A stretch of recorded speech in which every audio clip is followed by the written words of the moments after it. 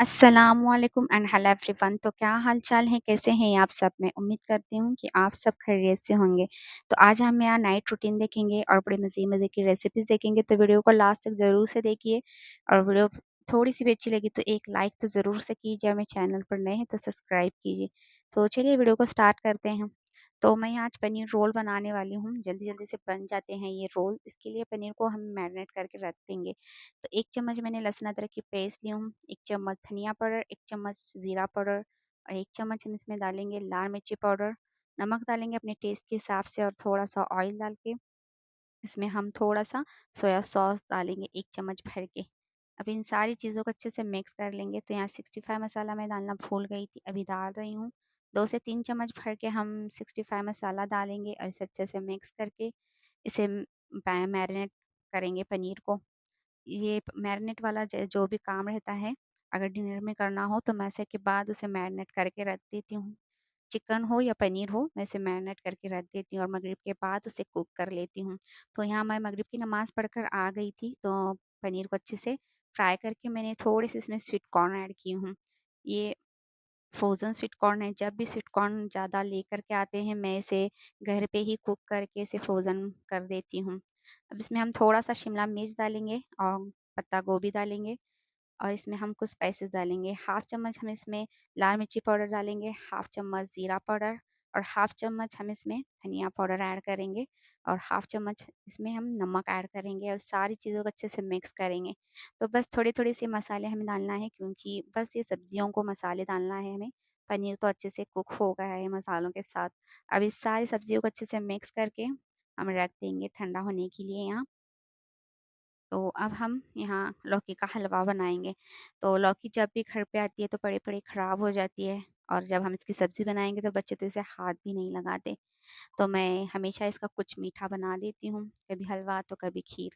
आज हम हलवा बना देंगे, जल्दी-जल्दी से बन जाता है हलवा। तो सबसे पहले तो हम इसे पील कर लेंगे, लौकी को अच्छे से, और इसके जो भी बीज हैं निकाल लेंगे। तो इस तरीके से अगर हम कुछ मीठी वाली चीज़ बनाएँगे तो बच्चे भी खा लेंगे।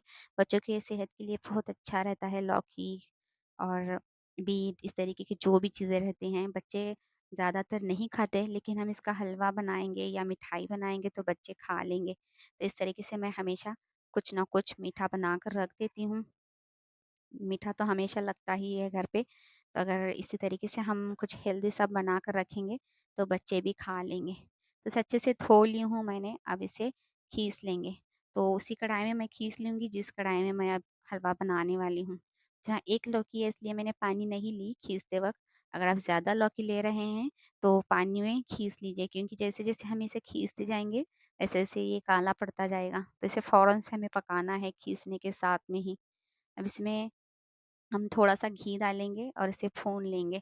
बस 1 से डेढ़ चम्मच ही हम इसमें घी डालेंगे, ज़्यादा भी नहीं डालेंगे, क्योंकि हम इसमें आगे मिल्क डालने वाले हैं, तो वो भी अच्छे से कुक होकर घी बन जाता है, मिल्क। अब इसमें मैंने 1 से डेढ़ कप भर के मिल्क ऐड की हूँ और थोड़ा-सा इसमें गुड़ का पाउडर ऐड की हूँ। अगर आपके पास गुड़ का पाउडर नहीं है, तो सिंपल आप गुड़ भी डाल सकते हैं फोड़ कर अच्छे से, या फिर आप शुगर भी डाल सकते हैं। तो गुड़ डालने से एकदम हेल्दी भी रहेगा और हमारा वज़न भी ज़्यादा बढ़ेगा नहीं मीठा खाने से। शुगर से तो जल्दी-जल्दी से वज़न बढ़ जाता है, तो मैं कोशिश करती हूँ कि गुड़ से ही कुछ मीठा बना लूँ। अब यहाँ हलवा बन रहा है, तब तक हम ये जितने भी बर्तन हैं अच्छे से धो लेंगे और एक-एक काम निपटा लेंगे। कुकिंग करते वक़्त हम तो हमेशा चम्मच से हिलाते ठहरना ही नहीं पड़ता। उसे स्लो आँच पर रख के हम इस तरीके के काम कर सकते हैं। तो आप देख सकते हैं, जब तक मैं यहाँ सारे कुछ बर्तन धो रही थी तब तक यहाँ सारा मिल्क वग़ैरह अच्छे से कुक हो गया था और ये ड्राई होने लगा था। तो अब मैंने इसमें डाली हूँ फटे हुए दूध का छेना। तो जब भी घर पे दूध फट जाता है गलती से, तो मैं इसका छेना बनाकर रख देती हूँ और उसका जितना भी पानी रहता है छेने का, मैं इससे आटा गूँध लेती हूँ, तो उससे भी रोटी एकदम सॉफ्ट सी हो जाती हैं और छेने का इस तरीके से मैं कुछ भी मीठा बना लेती हूँ। तो इस तरीके से कोई भी चीज़ वेस्ट नहीं होगी। अगर दूध भी गलती से कभी फट जाता है, तो हम इस तरीके से कुछ मीठा वग़ैरह बनाकर उसे ख़त्म कर लेंगे, फेंकेंगे नहीं। तो अब यहाँ एक कुक हो रहा है, तब तक हम यहाँ के भी सारे काम निपटा लेते हैं, जो भी कचरा है उसे निकाल लेंगे कैरी बैग में। तो इस तरीके से हम जल्दी-जल्दी से सारे काम करते जाएँगे तो हमारा काउंटर टॉप भी क्लीन रहेगा और हमें भी हमारे कामों में आसानी हो जाएगी। तो ये सारे काम रात में ही करके सोना चाहिए हमें, जो भी झूठा है, झूठे बर्तन हैं, कुछ भी हमें काउंटर टॉप पर नहीं रखना चाहिए। इससे बेबरकती भी आ जाती है, बरकत ख़त्म हो जाती है घर से। तो हमें कोशिश करना चाहिए कि किचन भी हमारा साफ़ करके ही सोएँ। तो मैं कुकिंग करते टाइम ही सारा कुछ क्लीन कर लेती हूँ और जो भी बर्तन रहते हैं खाने के, फिर डिनर करने के बाद उसे धो लेती हूँ, तो ज़्यादा नहीं पड़ते डिनर के बाद। जब हम कुकिंग करते वक़्त इस तरीके से सारा कुछ क्लीन करते रहते हैं, तो बाद में सिर्फ़ खाने के ही बर्तन रहते हैं। तो ये अब ज ज जब तक यहाँ हलवा कुक हो रहा था, तब तक ये सारे मेरे बर्तन धोकर हो गए, काउंटर टॉप भी क्लीन हो गया और यहाँ हलवा भी कुक हो गया है। तो आप देख सकते हैं। तो यहाँ मैं आपको एक सिंपल तरीका दिखाऊँगी ड्राई फ्रूट कट करने का। तो ये मेरे पास एक चॉपर है, इससे मैं प्याज़ वगैरह चॉप करती हूँ। इसी से मैं ये ड्राई फ्रूट भी चॉप करती हूँ। तो ड्राई फ्रूट्स के लिए अलग से चॉपर लेने की ज़रूरत नहीं है। जो है जैसा है उसी से काम चला लीजिए, तो वो काम हमारे आसान हो ही जाते हैं। तो आप देख सकते हैं कितने बारीक से ये चॉप हो गए हैं ड्राई फ्रूट। तो हलवा में इस तरीके की चीज़ों में बारीक ही ड्राई फ्रूट अच्छे लगते हैं, तो इस चॉपर से हम चॉप करके डाल सकते हैं। तो आप फाइनल लुक देख सकते हैं हलवे की, एकदम मज़े का लग रहा था हलवा। इस तरीके का हलवा अगर आप करेंगे तो बच्चे बड़े मज़े से खाएँगे। आप भी ज़रूर से ट्राई कीजिए इस तरीके से हलवा, आपके बच्चों को भी ज़रूर से पसंद आएगा। तो यहाँ पे ये हलवा बन के तैयार है और यहाँ मेरी सारी कुकिंग की भी अब सारी कुछ तैयारियाँ हो गई हैं। बस अब पराठे ही बनाने हैं। पराठे भी हैं, बस अब रोल बनाना है। तो यहाँ ये पनीर की सब्ज़ी भी तैयार है। मगरिब की नमाज़ के बाद ये सारा कुछ मैंने तैयार करके रख दी थी। अब इशा के बाद हम रोल बनाएँगे और इशा के बाद ही हम किचन में आ जाएँगे। तो मैं यहाँ आ गई थी अब ईशा की नमाज़ के लिए। ईशा की नमाज़ के बाद मैं फ़ौरन से फिर से किचन में चली जाती हूँ, क्योंकि बच्चों को भूख लगी रहती है तो उन्हें खाना वग़ैरह देना पड़ता है। अब बस सारा कुछ तैयार है, बस अब पराठे गरम करेंगे और उसे पराठे को रोल बना लेंगे। अगर आप बच्चों को टिफ़िन में देना चाहते हैं इस तरीके के रोल्स, तो आप रात में ही ये सब्ज़ी बनाकर रख दीजिए या फिर चॉप करके रख दीजिए सब कुछ, 5 मिनट में ये सब्ज़ी बन जाती है। और इसे रोटी में या पराठे में आप इसे रोल बनाकर दे सकते हैं। अगर आप जॉब करते हैं तो इस तरीके की सब्ज़ी बनाकर फ्रिज में रखेंगे तो आपके लिए भी आसानी हो जाएगी। जब भी थक कर आ जाएँगे तो बस पराठा गरम करके आप इस पे रोल बनाकर खा सकते हैं, पनीर रोल। तो अगर पनीर आप यूज़ नहीं करना चाहते तो चिकन भी यूज़ कर सकते हैं। चिकन फ्राई करके डालेंगे तो चिकन पराठा हो जाएगा, चिकन रोल हो जाएगा।